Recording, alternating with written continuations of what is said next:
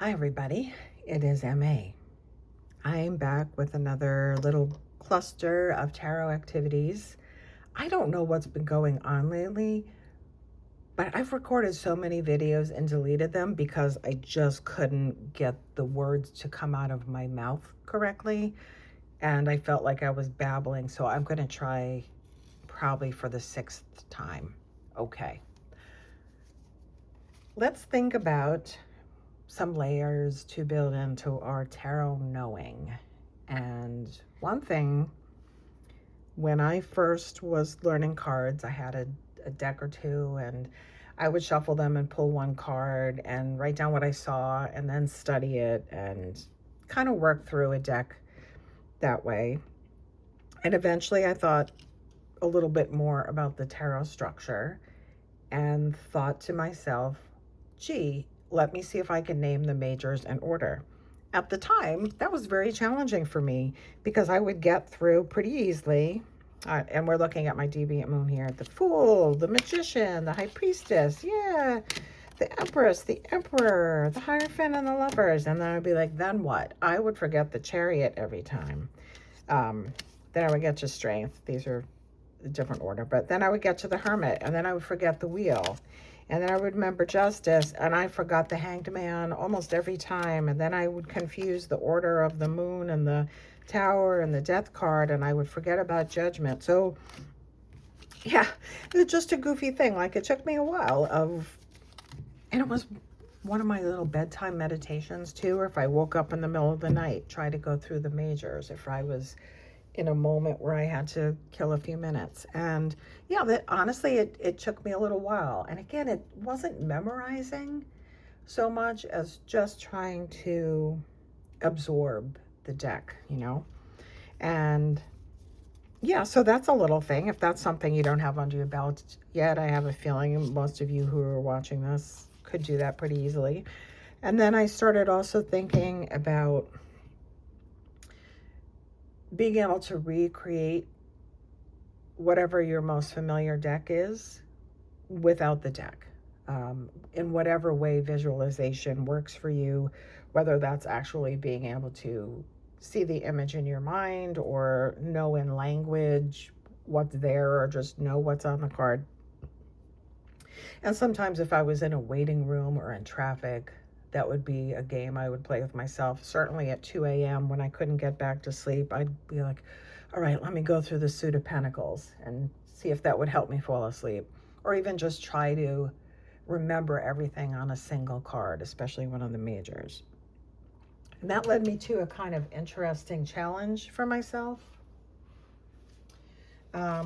which is to do a reading with no cards.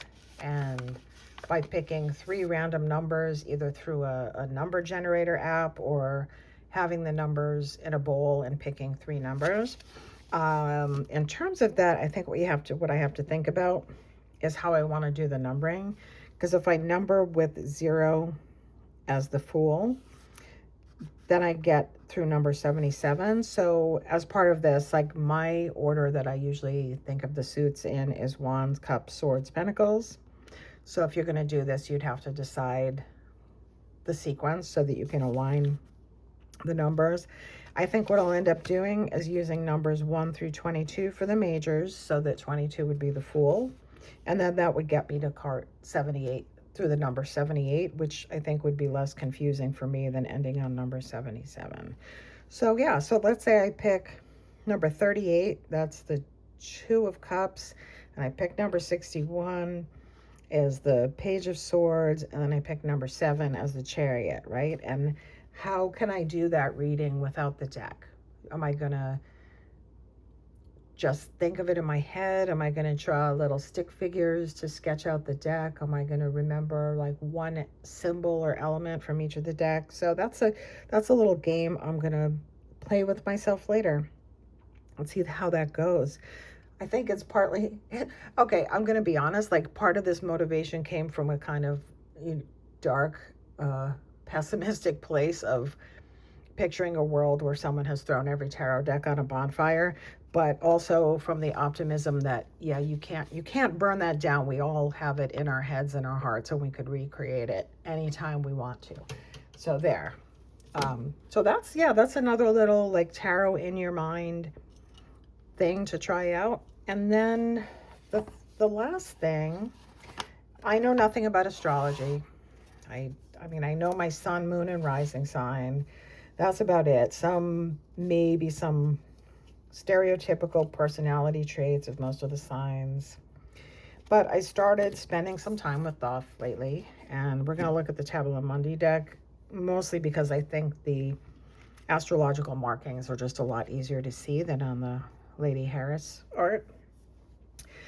And so another layer that I've given myself is to kind of absorb, and I like to use the word absorb instead of memorize, which element and astrological or planetary association goes with each of the majors. And I think there are other versions of this out there. I've been sticking with the thoughts associations, with the Fool as air, the Magician as Mercury, the Priestess as the Moon, the Empress as Venus, Emperor as Aries, the Hierophant as Taurus, etc.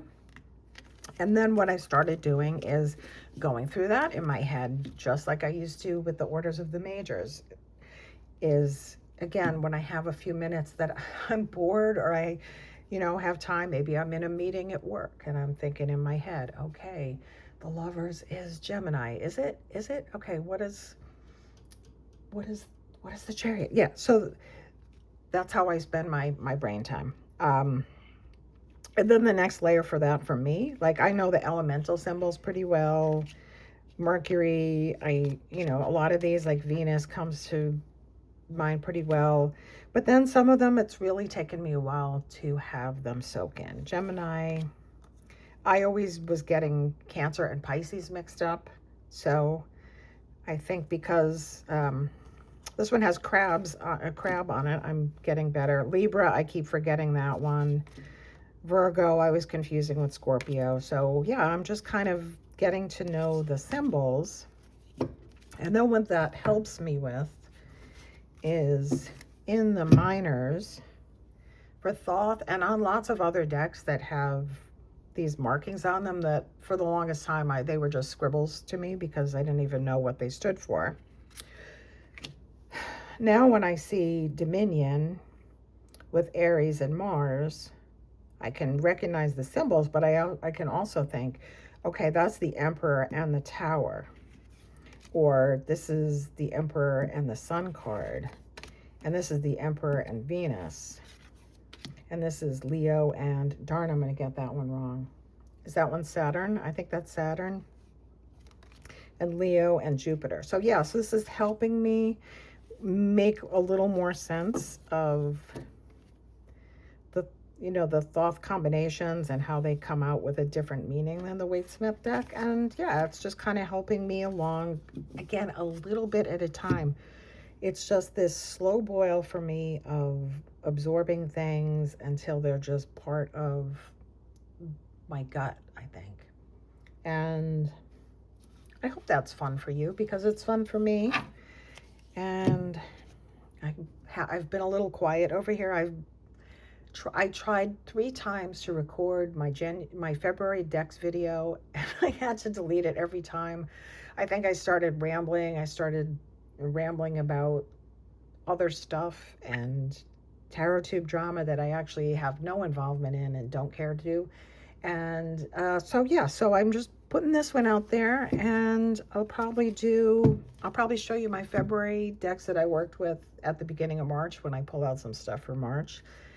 And maybe some activities before then. And I hope you're all doing okay. It's a little wild out there. So please, everybody, take care of yourselves. Bye.